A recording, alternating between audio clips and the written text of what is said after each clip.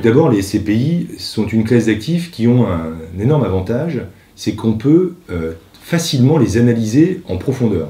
Chaque année, chacune édite un rapport annuel, c'est une obligation légale, dans lequel on retrouve toute l'information de manière exhaustive. Le patrimoine, les problèmes, les biens qui sont vides, les biens qui ont été achetés, les biens qui ont été vendus, les loyers encaissés, les provisions pour l'ensemble des postes. Donc c'est vraiment très détaillé. Donc moi, le conseil que je peux donner, pour quelqu'un qui en a le courage, c'est d'analyser ce rapport annuel. En général, ce qu'on recherche dans une SCPI, c'est du rendement.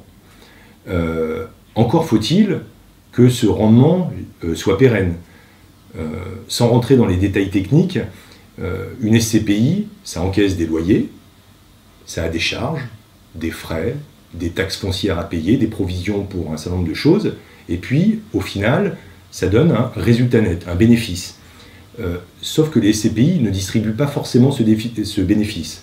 Ce bénéfice peut voir une partie mise en report à nouveau, qui est là pour lisser la performance dans la durée. Donc c'est une très bonne chose, sauf que certaines SCPI, dans leurs dividendes versés, peuvent piocher dans le report à nouveau qui a été accumulé dans les bonnes années.